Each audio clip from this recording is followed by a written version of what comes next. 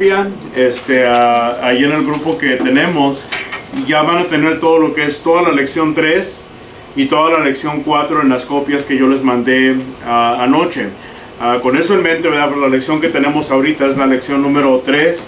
Yo sé que voy a terminar la lección 3 probablemente, y a lo mejor vamos a entrar a la lección 4, pero no vamos a alcanzar a cubrir toda la lección 4. Esa es una de las lecciones, creo que es de las más largas que tenemos en todo este estudio, y por lo tanto esa nos va a tomar esta clase y probablemente el resto de la que vamos a tener. Primero que nada, entonces, lección número 3, cosas que nos estorban para entender la palabra de Dios. Ya hemos hecho, ustedes recuerdan, en la primera lección estuvimos definiendo nuestros términos, entender qué es la hermenéutica y poder entender entonces, si ya sabemos qué es la hermenéutica, qué son esos principios de los cuales se nos habla para poder entender la Biblia mejor. Bueno, ahora en la segunda lección entonces nos enfocamos a mirar cosas que nos ayudan a entender la palabra de Dios, y ahí miramos qué herramientas están disponibles. Obviamente ya hablamos cosas como el sentido común, que es algo que nosotros tenemos que ir desarrollando con el proceso del tiempo, ir entrenando nuestros sentidos. Hablamos también, ¿verdad?, entre otras cosas, cosas que nos ayudan, herramientas como por ejemplo una buena traducción de la Biblia, conocimiento de los lenguajes, o por lo menos tener lexicógrafos, diccionarios. Hablamos en cuanto al conocimiento de la geografía, historia y costumbres de esos lugares, y todo eso, ¿verdad?, son solamente ejemplos de herramientas que nos van a ayudar a nosotros a poder utilizarlas para poder estudiar la Biblia correctamente. Entonces, en esta lección ahora vamos a estar hablando, ya definimos, ya miramos qué cosas nos ayudan, pero ahora también es importante mirar qué cosas nos van a estorbar para que nosotros podamos entender la palabra de Dios. La primera de ellas, ¿verdad?, pues obviamente una pasión desordenada por el mundo. Obviamente estamos en el mundo, y obviamente, ¿verdad?, en este mundo hay cosas que nos ocupan, cosas que toman nuestro tiempo, pero si nosotros dejamos que el mundo tome más prioridad en nuestra vida y tomar un lugar que pues realmente no es el que Dios quiere para nosotros, y hay varias maneras en cómo se puede manifestar esto, una pasión desordenada por el mundo. Una de ellas, ¿verdad?, pues obviamente hay aquellos que predican o tratan de enseñar con el propósito de agradar a la audiencia en lugar de agradar a Dios. Y uno de los textos que puse ahí es Gálatas capítulo 1 versículo 10, donde Pablo, ¿verdad?, le hace la pregunta a los hermanos en Galacia. Dice, pues ¿qué es lo que trato de hacer yo? ¿Busco ahora yo el favor de los hombres o busco el favor de Dios? Y obviamente Pablo ahí hace otra pregunta, dice, ¿o trato de agradar a los hombres?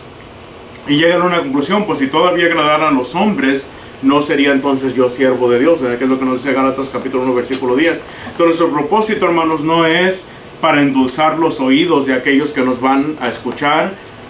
Obviamente, ¿verdad?, la escritura hay cosas que van a traer conforte a nuestra alma dependiendo la necesidad que hay, pero tenemos que entender que nuestro propósito en aprender cómo estudiar la palabra de Dios no es para agradar a la gente. Estamos buscando agradar a Dios, y si de alguna manera nos ayuda también, ¿verdad?, a ganar el favor de la hermandad de la iglesia, bueno, pues es algo adicional, pero el propósito principal es buscar agradar a Dios. Segundo, ¿verdad?, tenemos ahí un ejemplo en cuanto a esto, el ejemplo de Demas. Demas, dice la escritura, que él desamparó al apóstol Pablo, y en 2 de Timoteo capítulo 4 versículo 10 dice que él amó más al mundo. Ahora, ya hay diferentes interpretaciones. Hay hermanos que dicen, bueno, Demas se apartó y Demas se fue a vivir en el mundo, y eso implica que ya no vivió una vida de cristianismo. No necesariamente está hablando de eso, ¿verdad? Si analizamos muchas cosas también, existe la alta posibilidad de que no está hablando de que él se empezó a entregar en pasiones desordenadas en el mundo, simple y sencillamente que se ocupó más de las cosas que hay aquí en el mundo y desocupó las cosas espirituales. No necesariamente que él dejó de ser cristiano y anduvo viviendo una vida perdida, ¿verdad? Entonces, pero cualquiera de las dos interpretaciones que sea, al final de cuentas, algo sí es seguro, que el mundo ganó o triunfó en la vida de Demas, y por tal razón él se fue a ponerle más atención a las cosas del mundo y desamparó al apóstol Pablo. Otro ejemplo que tenemos aquí, ¿verdad?, una enseñanza, creo que todos conocemos Mateo capítulo 6 versículo 33. ¿Qué me hace de memoria? Pongo puros textos bien fáciles. ¿Qué dice Miguel? 6:33. Más buscar el reino de los cielos, el reino de Dios y su justicia, y todas estas cosas serán añadidas. Bueno, miramos nosotros que esto es malo, ver a una persona sonada por el mundo, porque Dios lo que está pidiendo es que las cosas que tienen que tomar prioridad en nuestra vida son las cosas espirituales. En este caso, ¿verdad? Ahí Mateo 6:33 dice, buscad primeramente el reino de Dios. ¿Cuál es el reino de Dios? La iglesia. Y su justicia. ¿Qué es la justicia del reino de Dios? Aquellas cosas que pertenecen a la vida espiritual, el trabajo que la iglesia tiene que estar desarrollando. Y de hecho, ¿verdad? Aquí también podría entrar Gálatas capítulo 2, versículo 20, donde dice que con Cristo estoy juntamente crucificado. Ya no vivo yo, mas Cristo vive en mí, y lo que ahora vivo en la carne, lo vivo en la fe del Hijo de Dios, el cual me amó y se entregó a sí mismo por mí. Y finalmente, hermanos, el apóstol Pablo incluso también vino a advertir a Timoteo, ¿verdad? En 2 de Timoteo, capítulo 2 y el versículo 4, ustedes probablemente recordarán que Pablo le dice a Timoteo, Timoteo, ninguno que milita se enreda en los negocios de la vida a fin de agradar a aquel que lo tomó por soldado. Es decir, Timoteo, si tú has hecho un compromiso con Dios y tú te has metido en este ministerio de la enseñanza de él como evangelista, tu propósito debe de ser agradar a aquel que te tomó por soldado. ¿Quién lo tomó por soldado? Obviamente Cristo es un soldado de Jesucristo, y cada uno de nosotros somos un soldado de Jesucristo. Entonces, estas son enseñanzas que tenemos que tener claras, que si dejamos que el mundo empiece a ganar terreno dentro de nosotros, eso nos va a estorbar para hacer un trabajo correcto cuando estamos hablando de la enseñanza de la Escritura. Otra de las cosas, hermanos, y creo que este problema sí quiero adentrarme un poquito más. El problema de nosotros ir a la Biblia para comprobar doctrinas. ¿Qué entienden por eso? Ir a la Biblia para comprobar doctrinas. Como cuando estamos platicando con alguien y queremos probar un punto y ya vamos a buscar un versículo nomás para acomodarlo, como para que nos respalde el punto de vista que ya tenemos. Bueno, u otra, escuchas a un hermano y da una enseñanza que tú nunca habías escuchado y dices, esto es nuevo, esto yo nunca lo había escuchado, y en tu mente dices, bueno, el hermano está equivocado y yo me voy a poner a estudiar, y entonces tú vas y tú estudias y tú estás leyendo los textos, pero con el propósito de comprobar por qué razón estaba equivocada aquella doctrina, no con el propósito de mirar qué es lo que la Biblia está diciendo realmente. Eso es lo que esta parte nos está diciendo, ¿verdad? Y tenemos que entender esto. La Biblia es la doctrina misma. ¿Qué es doctrina? Hermano Castillo, ¿qué es doctrina? Enseñanzas. Enseñanza. Entonces la doctrina o la Biblia ya contiene la enseñanza de lo que Dios quiere que yo sepa. Entonces yo voy a la Biblia para yo aprender la doctrina o la enseñanza que ella tenga entre cualquier punto o cualquier asunto que yo quiera hablar. Si yo quiero estudiar sobre la cena del Señor, yo voy a la Biblia no para comprobar mis ideas preconcebidas, pero voy a la Biblia para mirar, ok, todos los textos que hablan de la cena del Señor, cuál es la doctrina que la Biblia está enseñando, que yo puedo extraer toda la enseñanza de estos textos acerca de la cena del Señor. Eso es, ¿verdad? Extraer o poder nosotros aprender qué es lo que la Biblia enseña sobre esa doctrina específica. Entonces la Biblia es la doctrina misma, y usted y yo cuando vamos a la Biblia, nosotros vamos para aprender de ella, para aprender doctrina. ¿Qué es lo que nos va a enseñar? La Biblia no es una herramienta que yo voy a utilizar para comprobar una doctrina que yo tengo, porque aunque no la he estudiado, pero porque así me lo han enseñado, bueno, yo entonces busco todos los textos y los voy a acomodar como yo los quiero acomodar para comprobar la doctrina que yo tengo en mi mente. ¿Sí lo entienden? Y es muy diferente, ¿verdad? Cuando yo digo, bueno, quiero yo ir entonces y quitar toda idea preconcebida y entonces enfocarme a ver qué es lo que dice la Biblia.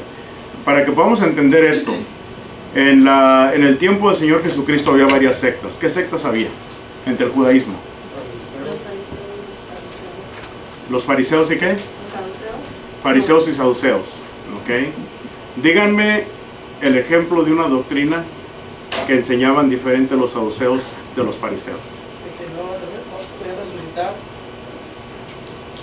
Bueno, ¿quién enseñaba eso? Los saduceos, ¿no? Que no había resurrección. Los fariseos, los saduceos decían que no había resurrección de los muertos, pero los fariseos decían que sí había. ¿Qué otra doctrina? Lavar las manos también para Lavar las manos, tenían la tradición de los ancianos, ¿ok? ¿Qué otra doctrina tenían ellos, enseñanzas diferentes? Juan, ¿te parece una ¿El doctrina? matrimonio? El matrimonio. ¿Qué creían los saduceos y qué creían los fariseos? Que se puedes tener muchas mujeres. Que se puede tener muchas mujeres. El punto, yo pienso que más grande era en cuanto al divorcio. ¿Por qué razón puede o no divorciarse un hombre de su mujer? Ahí era donde diferían muy grandemente los saduceos de los fariseos, ¿verdad? Que había diferentes enseñanzas. Y de hecho es el ejemplo que yo puse ahí. Y para que entendamos, ¿verdad?, lo que significa ir a la Biblia para aprender de ella y no para comprobar doctrinas, podemos hacer uso del ejemplo de estos dos hombres.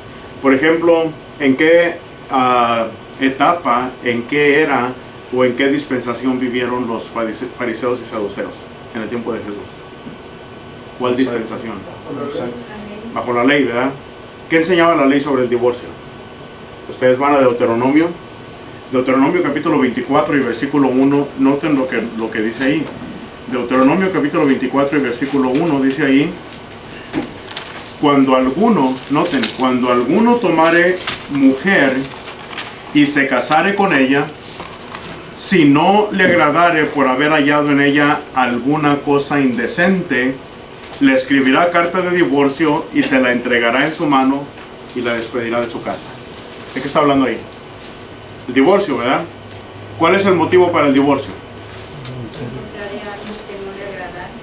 Así es. La ley de Moisés, Deuteronomio 24, ahí decía que la instrucción era esta: si un hombre se casa con una mujer, pero resulta que él encuentra en ella alguna cosa indecente, él le puede escribir carta de divorcio y la puede repudiar. Se puede divorciar, separarse de ella y se puede ir a casar con alguien más.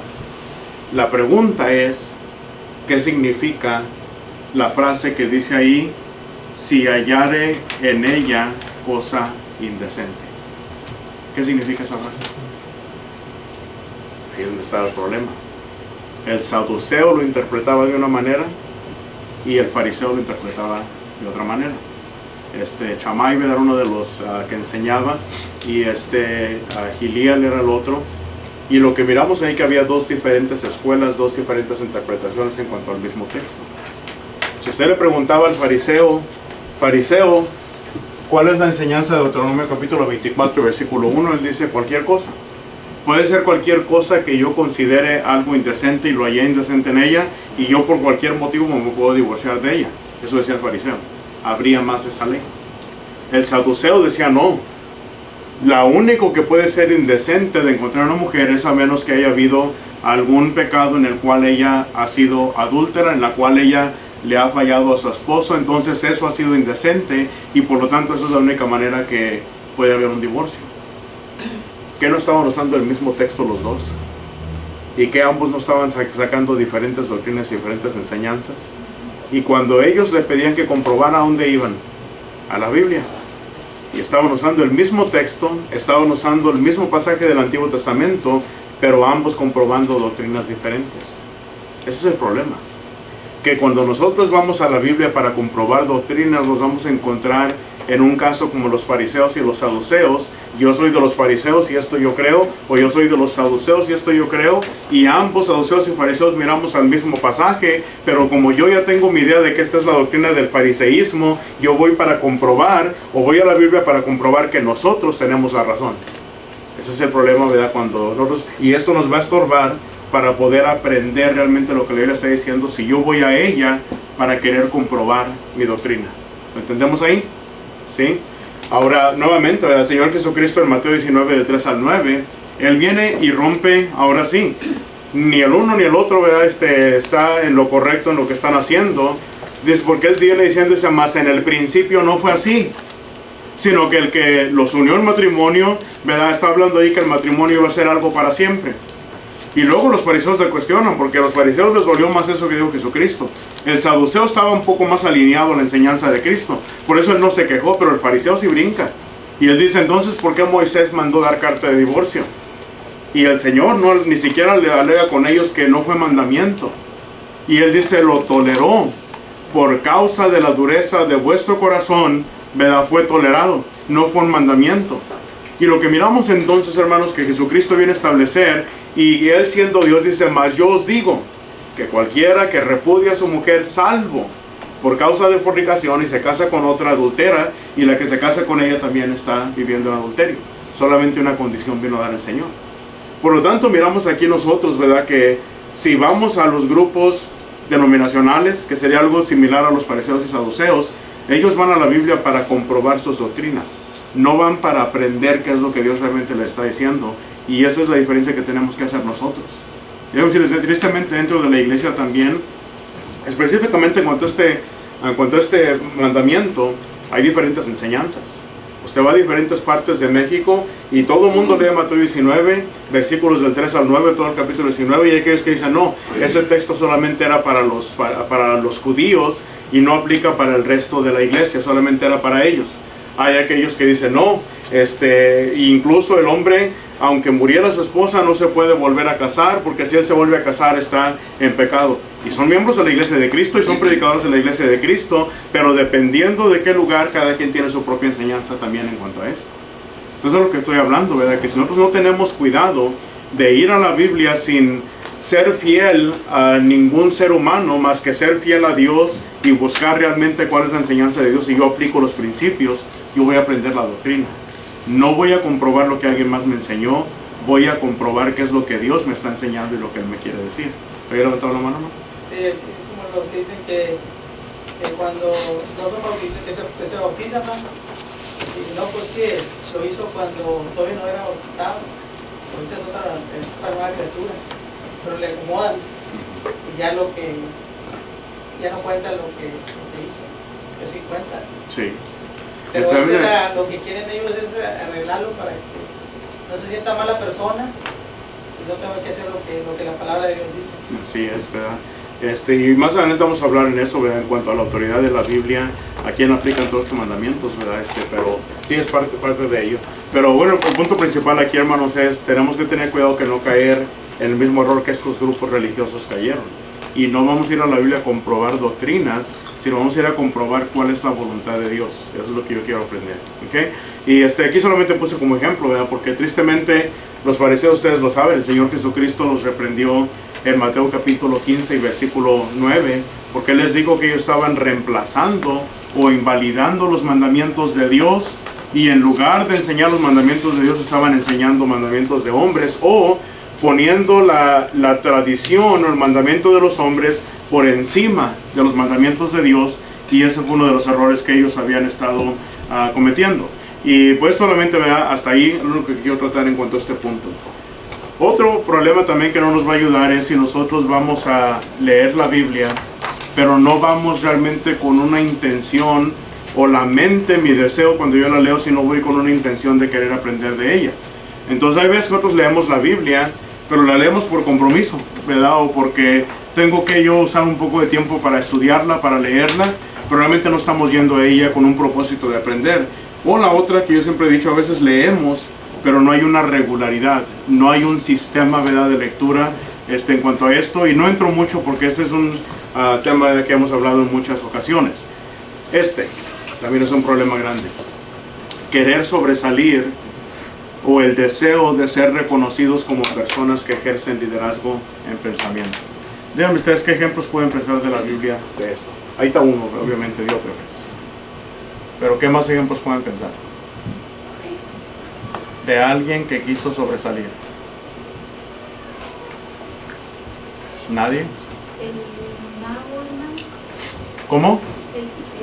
Que se hizo, era mago y era Simón. Simón el mago, ¿verdad? Fue alguien que quiso sobresalir, hacía ciertas señales, el pueblo lo tenía por alguien grande, y él se engrandecía porque tenía un cierto liderazgo dentro, dentro del grupo, ¿verdad?, que estaba siguiéndolo. Bueno, aquí hay hermanos, ¿verdad?, que pueden ir, por ejemplo, a los extremos. ¿Cuál era el problema de Diótrefes? Quería ser primero él. Quería ser el ejemplo. Siempre, como dice aquí el texto, ¿verdad? Que yo he escrito a la iglesia, pero Diótrefes, al cual le gustaba tener el primer lugar entre ellos, siempre quería sobresalir él antes que el propósito, ¿verdad? Quería ensalzarse él mismo. Así es. Entonces ahí el problema, ¿verdad?, que no está buscando engrandecer a Dios o engrandecer la palabra de Dios, sino que estaba tratando de engrandecerse él mismo. Y Diótrefes era un líder dentro de la iglesia.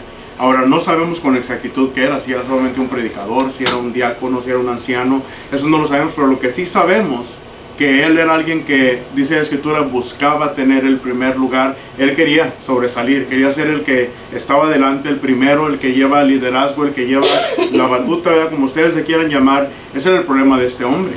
Pero estaba causando realmente mucho daño dentro de la iglesia, al punto de que él estaba haciendo cosas en contra del apóstol Juan, y aquellos, ¿verdad?, que estaban acompañando al apóstol Juan. Pues miramos que este fue un hombre que le vino a hacer mucho daño a la iglesia por querer sobresalir, ¿verdad?, por querer tener un lugar alto. Obviamente hablamos de ellos, a los escribas y los fariseos. ¿Qué hacían ellos para tener los primeros lugares? Hasta la ropa, cómo se vestían, ¿verdad?, querían ser distinguidos. La manera como hacían sus largas oraciones para que la gente los mirara, y las oraciones que hacen, no, este es una persona que es demasiado espiritual y está en otro nivel completamente diferente. Entonces ellos, estos son ejemplos, ¿verdad?, solamente de personas que querían sobresalir. ¿Por qué quiere sobresalir a alguien? ¿Qué es el motivo atrás de ello? El orgullo de él. El orgullo. Pero la Biblia, ¿qué habla sobre el orgullo? Porque es abominación para Dios. El orgullo es abominación para Dios. Hay algo más que dice Proverbios. Ahí lo puse en el texto. Proverbios 10:18. ¿Qué dice?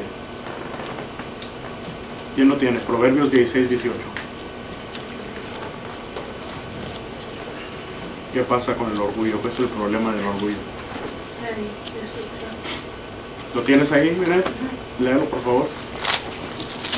Antes del quebrantamiento es la soberbia, y antes de la caída la altivez de espíritu. Ok. Antes de la caída, la altivez de espíritu. Es decir, una persona que es orgullosa, tarde que temprano va a venir la caída. Hay un tiempo, ¿verdad?, que Dios tiene. Y hermanos, a través de los tiempos siempre ha habido personas orgullosas que se levantan, querer ejercer, ¿verdad?, este liderazgo de pensamiento entre la hermandad, arrastran gente tras ellos y ahí van aquellos que los van siguiendo. Pero la Escritura claramente nos enseña que hay un tiempo que les llega cuando ellos, ¿verdad?, están haciendo las cosas. Si son como Diótrefes, si son como los escribas, como los fariseos, tarde que temprano, ¿verdad?, va a llegar esto. Entonces tengamos cuidado de que nosotros vamos a estudiar la palabra de Dios. Tenemos que ir a ella con una mente limpia, con un propósito puro y con un buen deseo. Todo esto entonces concluye ya la parte solamente de lo que era la introducción. Definir términos, qué nos ayuda y qué nos estorba. Ahora sí vamos a entrar ya a lo que son los principios de interpretación. ¿Cómo obtenemos autoridad bíblica? ¿O qué es obtener autoridad bíblica? ¿Por qué es necesaria la autoridad bíblica? Para que no expresen nuestras propias opiniones. Ok, alguien le pregunta, ¿por qué ustedes cantan sin instrumentos? ¿Por qué ustedes toman la cena del Señor el domingo? ¿Por qué usan copas separadas? ¿Por qué ustedes, no sé, tienen un director de cantos? ¿Por qué ustedes, no sé, qué doctrina pueden pensar? Cualquier persona que nos pueda cuestionar, ¿verdad?, sobre cualquier doctrina. ¿Por qué no se reúnen el sábado en lugar del domingo, si la Biblia habla del día sábado, que es el día que hay que guardar y es el día del Señor, pero ustedes están reunidos el domingo? ¿Por qué el domingo? Hermanos, aquí es donde tenemos que nosotros entender que todo lo que yo haga como cristiano tengo que tener autoridad bíblica. Es decir, Dios me ha dado autoridad para yo hacer o para no hacer. Entonces, lo primero que quiero que aprendamos, y esto sí, apréndanselo, memorícenselo o pongan en sus propias palabras. Recuerden, nosotros no establecemos autoridad bíblica.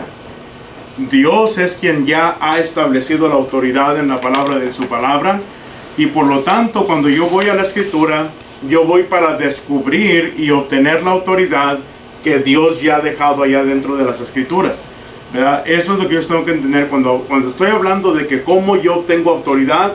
Estoy hablando de que yo voy a la Biblia, yo voy a la Escritura para poder obtener y establecer lo que Dios ya ha puesto de autoridad ahí para hacer o para no hacer ciertas cosas. Ahora aquí, primeramente, recuerden que Dios no tolera lo que Él no ha autorizado. Y esto no lo voy a leer, pero Génesis capítulo 4 del 2 al 5, ¿qué pasó ahí?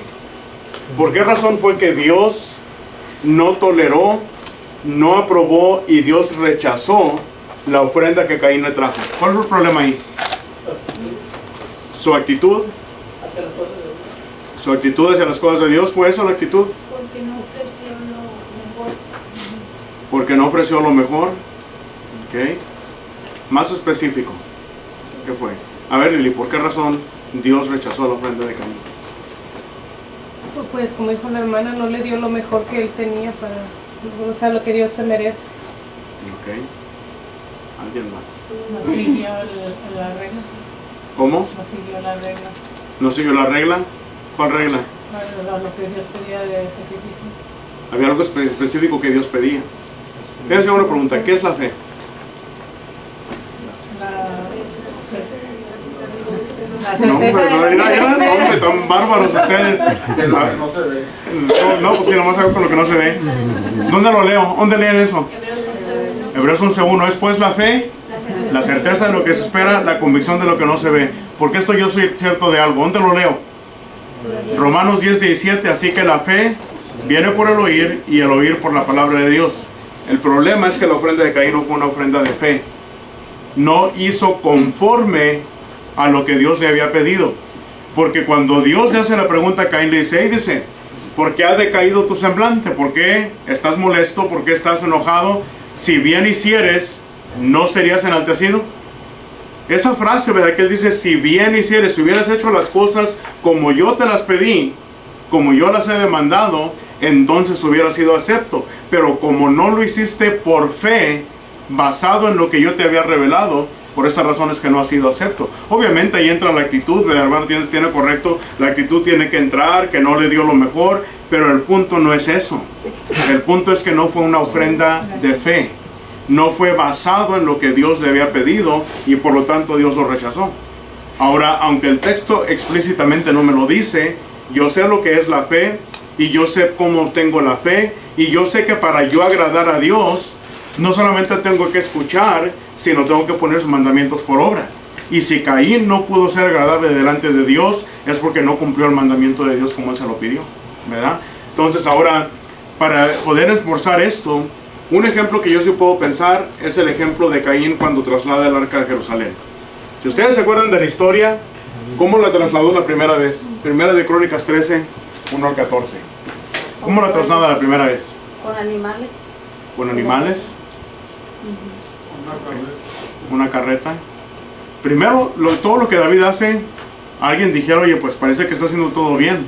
Junta a los principales, les menciona sobre el plan. Miren, tenemos que nosotros trasladar el arca para Jerusalén. Se propone que se va a usar una carreta, un carro que jamás se ha utilizado. Usan bueyes o animales que nunca habían sido cargados, ¿verdad?, para poder llevar una carga. Y las cosas parecen bien, se preparan los levitas, la música va atrás de ellos, el pueblo va atrás de ellos. Hermanos, parece una escena en la cual uno dice, bueno, están dando lo mejor. Un carro que jamás se ha utilizado, bueyes o animales que nunca habían llevado carga, y todo lo que están haciendo, la fiesta, la música y todo lo que llevan, parece que todo está muy bien al ojo humano. ¿Cuál era el problema? Porque muere un hombre. Recuerdan cuando pues se va moviendo y parece que se va a caer el arca, y Usa levanta la mano, Dios lo hirió y muere en ese momento. David entendió y David se entristeció porque Dios había rechazado lo que él estaba haciendo y un hombre perdió su vida. ¿Cuál fue el problema? Bueno, ahora sí vamos, quiero que leamos Primera de Crónicas capítulo 15. Primera de Crónicas capítulo 15, y hay solamente algunos versículos que vamos a leer aquí. Y aquí David mismo viene a declarar la razón por la cual Dios vino a rechazar. Noten lo que dice el versículo 2. Dice, entonces dijo David, el arca de Dios no debe de ser llevada, sino por los levitas, porque a ellos ha elegido Jehová, para que lleven el arca de Jehová y le sirvan perpetuamente. ¿Qué entendió ahí? No la deben de llevar un carro, no la deben de ir jalando toros o animales o lo que usted quiera. Nadie tiene derecho a llevarla ni a cargarla. Si no lo entiende aquí, los levitas. Ellos son quienes tienen que llevarla, porque a ellos, noten quién los ha elegido. A ellos Dios los ha elegido. Ese era un trabajo que pertenecía únicamente a los levitas. Ahora, si leemos el versículo 5 en adelante, ¿verdad? Ahí estamos mirando a todos los siervos o todos los levitas. Y en el versículo 12, note lo que David les dice. Primera de Crónicas 15, 12, dice: y les dijo: vosotros que sois los principales padres de las familias de los levitas, santificaos vosotros y vuestros hermanos, y pasar el arca de Jehová, Dios de Israel, al lugar que le he preparado. Versículo 13. Pues por no haberlo hecho así vosotros la primera vez. ¿Cuál primera vez? La de Primera de Crónicas 13, del 1 al 4. Pues por no haberlo hecho así vosotros la primera vez, Jehová nuestro Dios nos quebrantó, por cuanto no le buscamos según ¿qué? Su ordenanza. Entonces aquí es que yo empiezo a comparar. ¿Por qué razón la ofrenda de Caín vino a ser rechazada? Porque no lo hizo conforme a la ordenanza de Dios. Cuando Dios da ordenanzas específicas y nosotros no venimos a cumplir de acuerdo a la ordenanza que Dios nos ha dado, no importa qué tan buena sea su intención. Ahora, en cuanto a David, en cuanto a Caín, muchos de ustedes me dijeron no tenía la actitud correcta, y probablemente están correctos. Pero yo le pregunté, ¿qué David no tenía la actitud correcta? ¿Tenía buena intención David? Oh, hermanos, hasta se desvivió el rey David, hizo lo mejor que él pudo. Y eso implica que las buenas intenciones no son suficientes cuando nosotros no venimos a buscar a Jehová conforme a su ordenanza. Y ese es el problema que muchos hermanos no se dan cuenta. Aquí es donde está la importancia en por qué yo debo buscar autoridad de parte de Dios para todo lo que yo haga, para todo lo que yo enseñe, para todo lo que yo practique. Yo tengo que tener autoridad de parte de Dios. Porque hasta que no entienda yo que no importa qué tan buena intención yo tenga. Y aquí estamos hablando de un hombre que la Escritura describe como un hombre que tenía un corazón conforme al corazón de Dios. Y yo pienso que podemos leer en toda la Biblia, y uno de los hombres que yo más miro con todo su fervor y todo su deseo que era agradar a Dios era David. Pero aún David, con su buena intención, cometió un error trasladando el arca, no buscando a Dios conforme a su ordenanza. Por eso es importante que yo conozca la palabra de Dios, porque para obtener yo autoridad bíblica con el estudio correcto, entonces yo agrado a Dios, porque lo estoy buscando conforme a su mandamiento. ¿Lo entendemos? ¿Está en tu hermano? Sí, es la forma en que yo creo que con la palabra David sí sabía la palabra de Dios, ¿no? Porque sabía que eran levitas, pero la forma también en cómo iban a cargar el arca ya estaba establecido en Éxodo, ¿verdad? Cómo lo iban a hacer, capítulo 37, ¿verdad? Y también saber lo que es profano, ¿verdad? Y lo que es santo. No se puede diferenciar también, pero está establecido en tu palabra. Entonces, si tú no sigues también el consejo de Dios, ¿verdad? Es como lo que estamos diciendo ahorita. Si nosotros no entendemos los preceptos de Dios, ¿verdad? Lo que Dios dice, y lo queremos nosotros interpretar a lo que nosotros quieramos, entonces ahí ya no estamos haciendo lo que Dios manda. Lo que Dios manda. Tengo una pregunta. ¿Quién de ustedes sabe por qué David tomó la decisión de trasladar el arca la primera vez así? ¿Quién de ustedes puede decir, bueno, yo puedo inferir que por esto o por aquello? Hay varias opciones, ¿verdad? Una, como dijo el hermano, es probable que David conocía el mandamiento, pero es probable que él probablemente haya dicho, sí, conozco el mandamiento, pero a lo mejor esta manera es mejor, es más rápida, es más eficiente, menos cansada, probablemente lo hacemos de esta manera. Yo no sé si eso fue lo que pasó en la mente. Es probable que David conocía la ley de Jehová, pero no le pasó por la mente que tenía que haberlo hecho por medio de los levitas. Probablemente fue algo que por hierro, así le llama el Antiguo Testamento, si alguno errare o pecare por hierro, ¿verdad? Cuando ya él tenga conocimiento de lo que hizo estaba mal, lo enmienda. Es probablemente que eso también pasó. Pero el punto es lo único que yo sí sé y que yo sí estoy seguro es que David tenía buena intención. Y él puso mucho esfuerzo y puso sus medios y puso todo lo que él pudo. La intención era buena. El deseo era bueno, trasladar el arca, pero no lo hizo conforme a la ordenanza de Dios. Ya porque no lo hizo, bueno, ahí yo estaría adentrándome ya en un terreno que probablemente no sé, ¿verdad? Y probablemente vaya a decir algo que no es. Y está bien si alguien quiere decir, ¿verdad?, lo que él piensa en cuanto a por qué lo hizo David. No es doctrina, ¿verdad? Cada quien puede tener su propia opinión. Ahí puede haber opinión en por qué él no lo hizo. Pero lo que sí es una verdad, que no buscó a Dios conforme a su ordenanza. Él se dio cuenta que la razón por la cual Dios los quebrantó es porque Dios no se había agradado, porque no lo buscaron de acuerdo a sus mandamientos. Ese es el punto principal que hay que agarrar de aquí. Entonces, ¿cómo sabemos nosotros que todo lo que estamos haciendo ahorita como congregación, como cristiano individual o como usted quiera, que estoy haciendo todo conforme a la palabra de Dios? No lo sé. Yo tengo seguridad de muchas cosas que estoy haciendo, que yo tengo la seguridad que lo estoy haciendo conforme a la voluntad de Dios, porque lo he estudiado y he llegado a esa conclusión por medio de un estudio dado, ¿verdad?, bíblicamente. Pero hay muchas cosas que yo no he estudiado. Y eso implica que si en el futuro yo sigo estudiando, me voy a dar cuenta a lo mejor de algo que yo estoy haciendo mal. ¿Y cuál debe ser mi actitud? Cambiar si algo estoy haciendo mal, ¿verdad? Hermanos, yo les puedo decir, en la congregación, aquí por lo menos en Spring, muchas cosas a través de los tiempos, a través de los años, se han cambiado. Se hacían de una manera, se han cambiado a hacer de otra manera diferente. ¿Por qué? No porque queremos otros innovar o traer cosas nuevas, no. Porque hemos llegado al conocimiento de la palabra de Dios y dijimos, hey, esto lo hacíamos así, pero no es correcto. La Biblia enseña esto. ¿Qué es lo que nos guía? La autoridad de la Biblia. Lo que la Biblia nos enseña, eso es lo que nos debe de estar guiando. Es el punto, ¿verdad?, aquí en cuanto a esto. Angie, ¿habías levantado tu mano? ¿No? Ok. Bueno, la Biblia, ¿verdad?, también a todo esto le llama cosas extrañas. Por ejemplo, Nadab y Abiud, en Levítico capítulo 10, versículo 1, dice que ellos vinieron y le ofrecieron a Dios un fuego extraño. ¿Qué dice? ¿Por qué le llama extraño? Porque era un fuego que Dios no había mandado. Era un fuego que ellos se habían inventado ellos mismos. Lo que hoy en día le llamamos innovaciones. ¿Cuántas iglesias, cuántas organizaciones no inventan sus propias actitudes, sus propias cosas? Eso es una innovación. Dios le llama cosas extrañas. En el caso de Nadab y Abiud, ¿qué les pasó? Murieron, porque ofrecieron un fuego que Dios no les había pedido. Tenemos también el ejemplo de los judíos en el tiempo de Nehemías. Y ahí miramos nosotros, ¿verdad? Aquí sí quiero que lo leamos. Vamos a Nehemías. Nehemías capítulo 13, versículos 26 y el versículo 27. Nota lo que nos dice ahí. Nehemías capítulo 13, versículo 26 al 27. Ahora, aquí están usando el ejemplo de Salomón.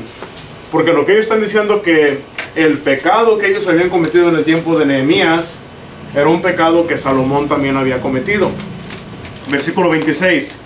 ¿No pecó por esto Salomón, rey de Israel? Bien que en muchas naciones no hubo rey como él, que era amado de su Dios, y Dios lo había puesto por rey sobre todo Israel. Aún a él le hicieron pecar las mujeres extranjeras. En la versión en inglés, ¿verdad?, usa la misma palabra que usa acá, strange, ¿verdad?, extraños. Aquí llama mujeres extranjeras. Pero es lo mismo, era algo extranjero, algo fuera, ¿verdad?, que no era de ahí. Y luego es lo que dice el versículo 27. Y obedeceremos a vosotros para cometer todo este mal tan grande de prevaricar contra nuestro Dios tomando mujeres extranjeras o mujeres extrañas. Y uno de los hijos de Joiada, hijo del sumo sacerdote Eliasib, era yerno de Sanbalat, horonita. Por tanto, lo ahuyenté de mí, y habla ahí acerca de todo lo que él vino a hacer. Pero el punto que estaba haciendo aquí, ¿por qué había pecado Salomón? Porque había tomado mujeres extrañas. O aquí las traduce como extranjeras, pero es la misma palabra que Dios le llama algo que era extraño. Mujeres que Dios no había aprobado. Eso es lo que quiere decir la palabra extraño. Algo que no es aprobado por Dios. ¿Por qué se le llamó extraño al fuego? Porque no era un fuego aprobado. Dios ya había dado una receta para el fuego que se ofrecía, y esa receta se tenía que seguir. En el caso, ¿verdad?, de Salomón y del resto de los, especialmente los levitas, los sacerdotes, Dios había mandado con qué tipo de mujeres ellos se iban a casar. Había, ¿verdad?, ya un mandamiento, una ordenanza de parte de Dios. Cuando ellos no lo obedecen, Dios le llama esto extraño. ¿Qué dice la Biblia en el Nuevo Testamento sobre las cosas extrañas? Bueno, ahí se nos advierte a que no sigamos nosotros doctrinas extrañas. Es decir, doctrinas que Dios no ha aprobado.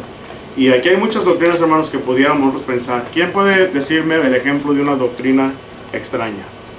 Algo que la Biblia no enseña, pero que hermanos en congregaciones sí practican. Instrumento. Instrumentos es una doctrina extraña.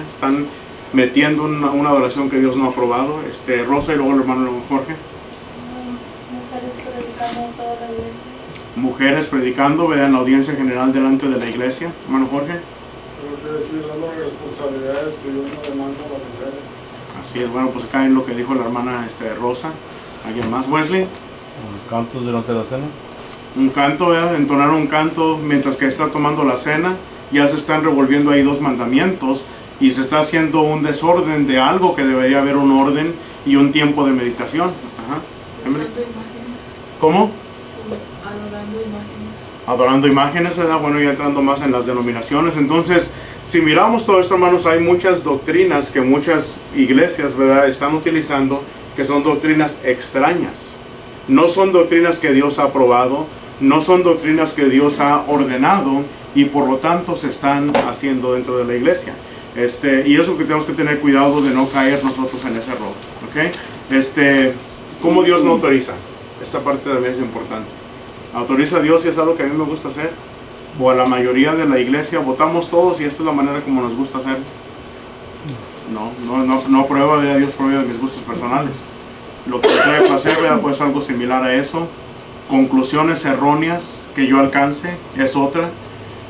Mi opinión o la opinión que tienen otros. Recuerden, opiniones es algo de usted y no podemos hacer opiniones, transformarlas en doctrinas, ¿verdad? Las opiniones es algo que es algo personal. Lo que un hermano de renombre enseña, ¿verdad? Por ejemplo, dice, bueno, yo tengo esta doctrina y la doctrina yo la enseño así, la predico así, porque el hermano fulano de tal, que es un hermano de renombre, él así le enseña, entonces tiene que estar correcta. Ningún hermano de renombre es autoridad, ¿verdad? No importa quién sea director de una escuela de predicación, que sea un hermano, ¿verdad?, que es reconocido entre la hermandad. Bueno, siempre se le va a dar su lugar y se le va a dar su respeto a cualquier hermano que ha hecho un trabajo. Sin embargo, tenemos que entender que por más renombre que tenga un hermano, él no es ninguna autoridad. Y no se va a probar algo porque el hermano de renombre así lo enseña o así, ¿verdad?, lo está presentando. Tradiciones humanas, muchas veces traemos tradiciones, ¿verdad?, dentro de la iglesia y las ponemos como doctrina cuando es todo lo que han sido, ¿verdad?, solamente tradiciones que se han hecho por un tiempo. En esto, las tradiciones, ¿verdad?, muchas veces yo escuchaba que si no se entonaban cantos del himnario negro era pecado. Que si alguien, ¿verdad?, entonaba un corito o algo que no era del himnario negro, pues estabas pecando porque se estaba poniendo el himnario negro al lado de la Biblia. Tradiciones humanas, ¿verdad? Porque por tradición siempre he usado ese himnario negro. ¿Tú lo has escuchado esa, Juan? Sí. ¿Sí? ¿Nunca te regañaron por eso? No. Yo escuché hermanos, ¿verdad?, que se quejaban de eso. Otra, mi inhabilidad de entender. A veces decimos, bueno, ¿pero qué tiene de malo? Vea, la Biblia no me está condenando. ¿Qué tiene de malo que yo lo haga? Muchas veces, hermanos, la inhabilidad que yo tenga de entender por qué algo es malo no implica que eso me aprueba a mí o me da la libertad para yo hacerlo. Hay muchas cosas que nosotros quisiéramos hacer y me pongo a pensar, digo, pero ese ¿qué tiene de malo? Y a lo mejor yo no lo entiendo qué tiene de malo, pero eso no me da a mí la libertad de yo hacer algo que Dios no me ha aprobado y que Dios no me ha ordenado, me da la libertad para hacer. La otra, ¿verdad?, prácticas que tienen mucho tiempo haciéndose así en la iglesia, es que es la costumbre. Una práctica, ¿verdad?, que yo siempre he mirado, cuando un hermano o una hermana no puede congregarse un domingo, ¿cuál es la costumbre que hacen muchas congregaciones? Un hermano no se reunió, no se congregó, hay que ir a visitarlo, y ¿qué es la costumbre ahí? Llevarles la cena del Señor. Le decimos, bueno, llevamos la cena. Ok, y la pregunta, ¿dónde encontramos nosotros en la Biblia autoridad para esto? ¿Dónde en la Biblia usted encuentra un ejemplo de alguien que le llevó la cena a un hermano porque estaba enfermo? ¿Dónde encontramos un mandamiento? Cuando un hermano no se congregue, tienen que llevarle la cena del Señor. ¿Dónde por implicación lo encontramos? Yo les digo que esa ha sido una práctica que tiene mucho tiempo dentro de la iglesia. Muchas congregaciones lo hacen, pero la pregunta, ¿dónde tienes autoridad tú para hacer eso? En cambio, yo la cena siempre que la miro, siempre la cena se está tomando la iglesia toda en conjunto. Es un acto de la iglesia, es un acto de toda la congregación, de toda la asamblea reunida, nunca es un acto personal o un acto individual. Muchos hermanos tienen la mala costumbre de que, ¿sabes qué? Me pierdo el sermón, me pierdo los cantos, me pierdo todo, pero con que llegue y tome la cena, yo tomo la cena y ya de ahí me voy. O paso en la congregación, voy en un viaje, paso en la congregación, les digo que me den la cena del Señor y yo continúo en mi viaje. Son tradiciones, ¿verdad? O cosas prácticas que se han hecho por mucho tiempo, pero ¿dónde está la autoridad bíblica? Y son cosas, hermanos, que son muy comunes en muchas congregaciones que conocemos.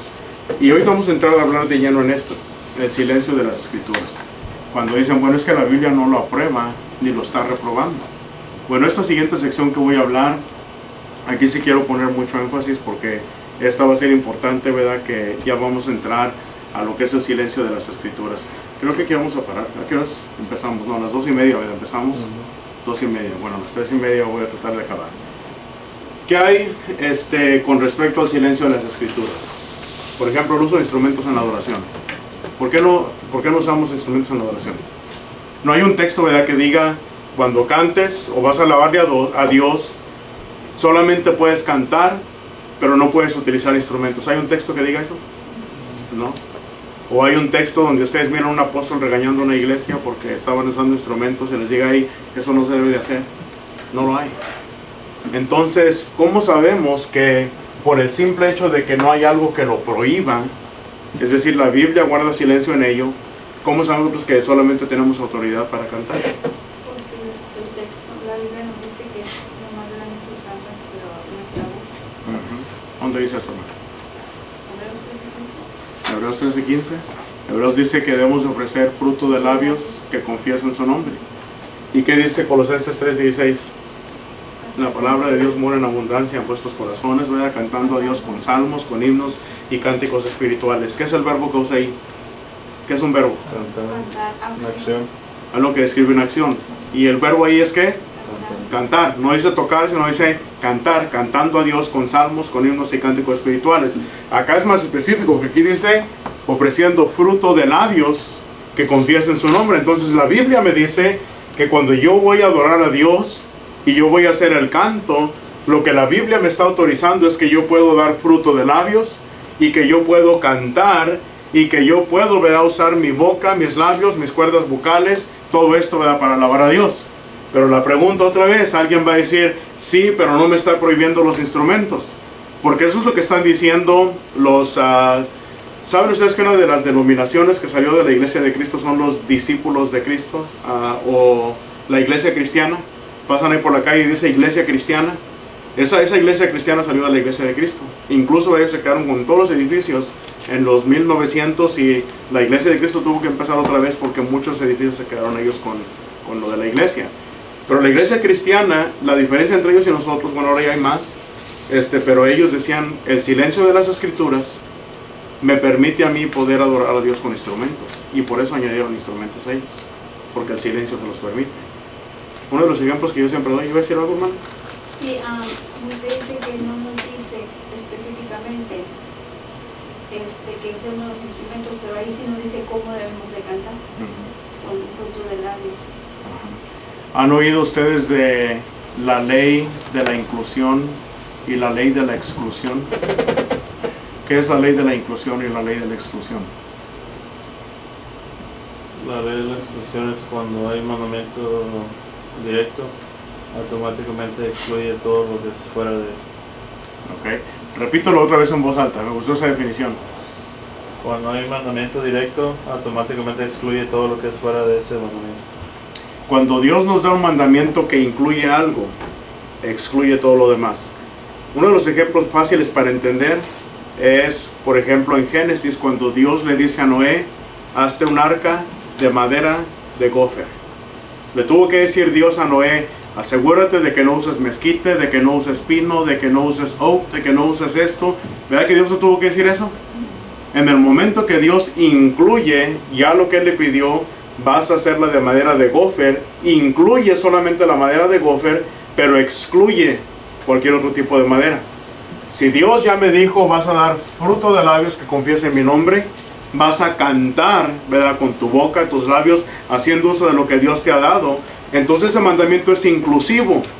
Incluye lo que Dios me ha dado dirección o instrucción, pero excluye todo lo que Dios no ha incluido ahí. Entonces, desde el momento que ya Dios me dijo, incluyo yo que puedes dar fruto de labios y que puedes cantar, automáticamente Dios me está excluyendo todo lo demás. Yo no tengo ningún derecho a introducir algo para lo cual Dios no me ha dado.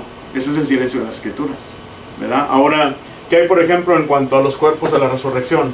¿Se acuerdan la pregunta que hicieron ahí en 1 Corintios 15:35? Alguien dijo, bueno, pero alguno dirá, ¿con qué cuerpos van a resucitar? Por aquí la mente sería esta. Lili, vamos a suponer que tú te mueres en 20 años, ¿verdad? Y luego el Señor no viene hasta 100 años después de eso. ¿Qué va a pasar con tu cuerpo? Cuando venga.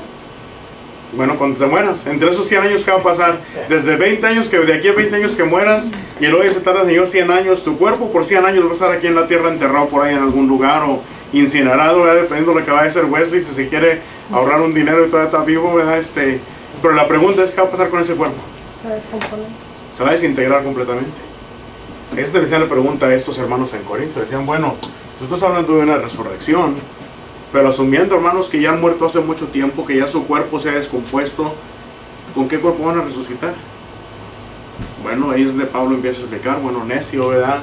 Lo que tú siembras no es lo que van a hacer, es como la semilla. Tú siembras una semilla, un grano, ¿verdad? Y lo que sale no es la semilla, sino algo completamente diferente. Así va a ser la resurrección. Ahora, ¿cómo se van a mirar esos cuerpos? ¿Cómo? Transformados. ¿Pero los puede describir usted? ¿De qué manera se van a mirar? Nadie puede. Lo único que sí nos dice el apóstol Juan, 1 de Juan 3:2, dice, hermanos, ahora sabemos que somos hijos de Dios, sin embargo aún no se ha manifestado lo que hemos de ser. Pero cuando Él se manifieste, no solamente le veremos tal como Él es, pero seremos semejantes a Él. ¿De quién está hablando? De Cristo.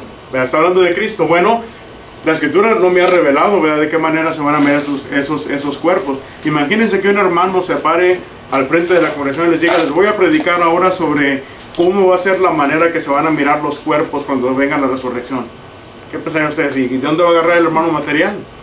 Porque la Biblia guarda silencio en eso, y la Biblia todo lo que me dice que va a haber una resurrección, y me dice que los cuerpos van a ser transformados, y me dice que van a ser semejantes a la gloria de Cristo, mas sin embargo no me dice, jamás me da una descripción de ello. Eso es lo que tenemos que entender, ¿verdad? Que no lo podemos usar como excusa de silencio para añadir cosas que Dios no ha pedido, y tampoco tenemos que ir a predicar en cosas que la Biblia ha guardado silencio, donde no se nos ha dado información. De aquí viene, ¿verdad?, también, por ejemplo, el sumo sacerdocio. Hebreos capítulo 7 y versículo 12. Quiero que alguien me lea eso, por favor. Hebreos capítulo 7 y versículo 12.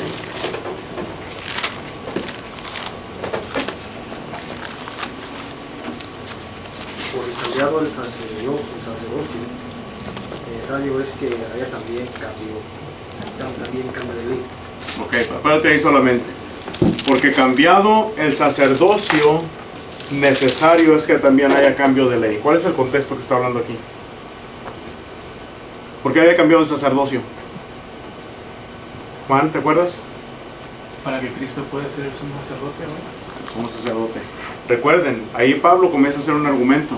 En el versículo 13 dice, y aquel de quien se dice esto es de otra tribu, de la cual nadie sirvió en el altar. ¿De qué tribu era Jesucristo? De la tribu de Judá. ¿Cuál tribu estaba encargada de ejercer el sacerdocio? La tribu de Leví, específicamente la familia de quién? Aarón.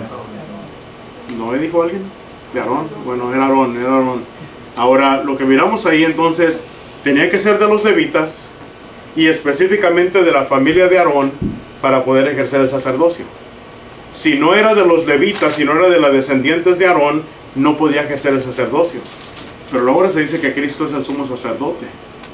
Y nunca se ha hablado de que iba a haber un sacerdote de la tribu de Judá. Por lo tanto, para que un sacerdote de una tribu diferente pueda venir a ejercer el sacerdocio, ¿qué se necesita? Se necesita amendar la ley, cambiar la ley, poner una ley nueva, que ahora esa ley permite que haya un sacerdote diferente. Es lo que tenemos que entender en cuanto al silencio de las Escrituras.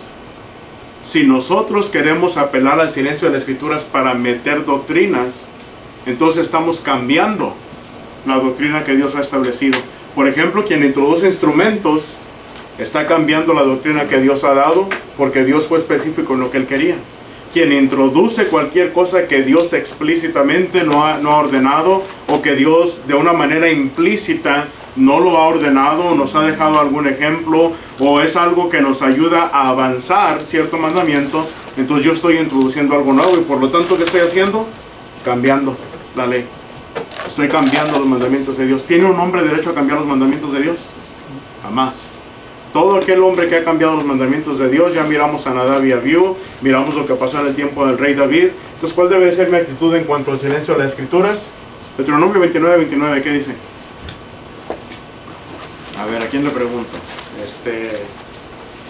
Daniel, ¿qué dice Deuteronomio 29? ¿De memoria? Las cosas a Jehová, mas las reveladas son para nosotros, para nuestros hijos, ¿para qué? Al final de cuentas, para que las pongamos por obra. Eso es lo que yo tengo que entender en cuanto al silencio de las Escrituras, ¿verdad? Que las cosas secretas pertenecen a Jehová, es decir, lo que Dios no me ha dado revelación, eso le pertenece a Dios, eso no me pertenece a mí. Por ejemplo, ¿cómo se mira un ángel? No me acerque con alitas y que no sé qué tanto, porque con una aureola, ¿verdad? Dicen ahí, ¿así se mira un ángel? No. Se mira la Biblia nos habla que los ángeles toman diferentes formas, ¿verdad? En un momento en el tiempo de Elías o Eliseo, ¿verdad? Fueron carros de guerra y gente de a caballo. En el tiempo de Jesucristo muchas veces eran varones con vestiduras blancas. En el Antiguo Testamento los ángeles aparecieron de diferentes maneras como Dios lo permitía. ¿Puedo ya dar una descripción de un ángel? Es un ser espiritual. Dios lo ha manifestado de una forma en la Biblia en diferentes situaciones o circunstancias, pero yo no puedo dar una descripción física de un ángel como se mira. Entonces, ¿qué es lo que ha hecho Dios ahí? Ha guardado silencio. Yo puedo hablar de los ángeles, puedo hablar del trabajo que ellos han hecho y cómo Dios los ha utilizado, pero tengo que tener cuidado de guardar silencio. Donde la Biblia guarda silencio, ahí yo también guardo silencio. Donde la Biblia habla, ahí yo puedo hablar porque ahí hay palabras de Dios que yo puedo utilizar para dar un mensaje. ¿Qué dice 1 de Pedro 4:11? También de memoria, se lo tienen que saber. A ver, Maribel. Se lo voy a leer. ¿Lo vas a leer? Mianel, ¿qué dice 1 Pedro 4:11? Sin leerlo. Aquí lo tengo. No, pues si ya lo tienes. A ver, Wesley, ¿qué dice 1 de Pedro 4:11? También lo está leyendo, lo está buscando. Híjole, a ver, Juan, ¿qué dice? Tú sabes, ¿eh? Si alguno habla, hable conforme a las palabras de Dios. Si alguno ministra, ministre conforme al poder que Dios da, para que en todo sea Jesucristo glorificado. Así es. La primera parte, si alguno habla, hable conforme a las palabras de Dios. Y 1 Corintios 4:6. En sí, en resumen, díganme más en resumen, ¿qué dice? Que aprendamos a no ir más allá de lo que está escrito. Entonces, mi actitud en cuanto al silencio de las Escrituras, hablo donde Dios ha hablado y yo callo donde Dios ha callado. Hablo conforme a las palabras de Dios y aprendo a no ir más allá de lo que está escrito. Esa es mi actitud, ¿verdad? La actitud correcta en cuanto al silencio de las Escrituras. Pienso que aquí sería una buena parte, ¿verdad? Para terminar, solamente para que sepan lo que vamos a hablar la siguiente semana. Cómo se establece ahora sí la autoridad bíblica. Vamos a hablar del ejemplo, vamos a hablar de la implicación y vamos a hablar de lo que Dios ha declarado, una declaración directa. Muchos dicen el mandamiento directo. ¿Alguien sabe normalmente cómo se enseña la autoridad bíblica? ¿Cuáles son los 3 términos que se utilizan? Implicación. ¿Cómo? Bueno, eso lo enseño yo así. Pero normalmente lo que yo he escuchado se enseña el mandamiento directo. Pero eso es algo que se queda corto porque hay muchas afirmaciones en la Biblia que también son mandamientos que no se dan, ¿verdad?, como un mandamiento. Ahí entonces en ese sentido yo digo, ¿verdad?, el mandamiento directo se queda corto, entonces una declaración directa es más general y abre la puerta a más enseñanzas que Dios ha dado. La otra siempre dicen la inferencia necesaria, pero si es inferencia, pues obviamente es necesaria. ¿Por qué decir que una inferencia es necesaria? Solamente ve la inferencia o la implicación. Dios es quien lo ha implicado y mi mente va a inferir lo que Dios ya ha implicado. Y la otra es el ejemplo. Dicen el ejemplo aprobado. Pero ¿para qué llamarle ejemplo aprobado? Si ese ejemplo es un ejemplo ya sea para bien, para hacer algo, es un ejemplo para no hacerlo. Lo que sí me habla la Biblia si me habla de el relato de acciones o me da un relato de sucesos, y yo de entre todos los sucesos que la Biblia relata, utilizando los principios hermenéuticos, yo vengo entonces a descifrar cuál es un ejemplo y cuál no lo es. Entonces, por esa razón, ¿verdad?, yo no uso el mandamiento directo ni la inferencia necesaria. Yo uso, ¿verdad?, la declaración directa y la inferencia. Es todo lo que es, ¿verdad? No es necesario, obviamente. Y finalmente, ¿verdad?, el ejemplo. Pero hay un área más que a veces no se cubre.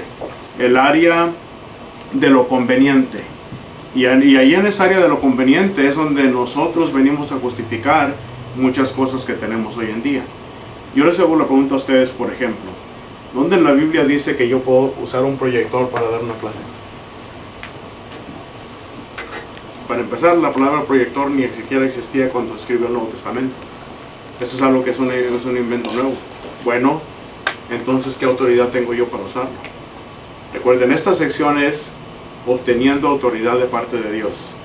Y todo lo que yo haga individualmente y como cristiano, tengo que tener autoridad. Entonces, ¿de dónde tengo yo autoridad para tener un pizarrón, para tener un proyector, para tener una tableta, ¿verdad?, si la tengo? ¿De dónde tengo yo autoridad para ello? Marcadores, borrador. ¿Hay autoridad en la Biblia para ello? Dicen que no. Entonces, ¿estamos pecando con esto? Sí hay. ¿Cómo? Sí hay. ¿Sí hay? ¿Quién dice que sí hay? Nomás Wesley de valiente luego, ¿verdad? ¿Hay autoridad? No la hay. ¿Sí? ¿Dónde la hay? A ver, Rosa.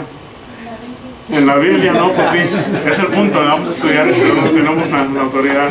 Bueno, vamos a parar aquí. Pero hermanos, el punto es, ¿verdad?, que ahora sí, aquí es donde otra vez no les voy a dejar tarea, ¿verdad? Ahorita no la voy a pasar las primeras dos. Pero ya de la siguiente en adelante, porque va a haber tarea. Les voy a dejar que me traigan ejemplos de muchos principios que vamos a mirar. Entonces, ya entrando en el ejemplo, yo sí quiero, ¿verdad?, que vayan poniendo atención, tomen sus notas, porque ahora sí ya van a empezar las tareas. Y ya el examen ese va a ser sorpresa. En el momento que a mí se me prenda el foco y digo, ahora sí vamos a mirar qué tanto aprendieron, va a ser sorpresa, ¿verdad? Obviamente yo les estoy dando todo el material para que ustedes lo estudien. El hermano Wesley va a estar subiendo los videos. Pero, ¿verdad?, los exámenes, ustedes no esperen que yo les vaya a decir, la próxima semana va a haber examen. Esta vez va a ser diferente, ¿verdad? Esta vez si yo llego, si el sábado a mí se me ocurre, ¿sabes qué? Mañana les voy a poner un examen a los hermanos, el sábado yo lo preparo y el domingo les traigo yo el examen. Entonces, el propósito es que estén preparados, que estén estudiando, que es lo que enseña Primera de Pedro, ¿verdad? Que tenemos que estar preparados siempre, ¿para qué? Para pintar defensa a todo aquel que demande razón de la esperanza, ¿verdad?, de la fe que hay dentro de nosotros. Bueno, vamos a terminar entonces. Juan, ¿es una oración, por favor? Sí. Vamos a ver. Padre bendito que moras en la eternidad, te damos gracias, Padre bendito, por esta oportunidad que nos das de poder congregarnos en tu nombre, Señor Santo, para escudriñar un poco más de tu palabra. Te damos gracias, Padre, por el maestro que está presto para enseñarnos, Señor. Y te queremos rogar, Padre, que tú le sigas bendiciendo, le sigas ayudando para que siga preparándose, Señor, y también de esa manera pueda seguir enseñando de una manera sencilla, de una manera clara, para que nosotros, Señor, como oyentes podamos entender un poco más de cómo llegar a entender mejor tu palabra. Rogamos, Padre, que lo que hemos aprendido lo pongamos por práctica, Señor, que lo estemos estudiando para que cuando sea necesario, Padre Santo, podamos así defender tu palabra de una manera correcta. Rogamos, Señor, de tu cuidado en esta tarde para llegar a nuestros lugares, Señor, que hemos decidido ir, y rogamos de tu presencia, Padre, siempre. Te agradecemos por todas tus bendiciones y te rogamos todas las cosas en el santo y glorioso nombre de Cristo Jesús. Amén. Amén.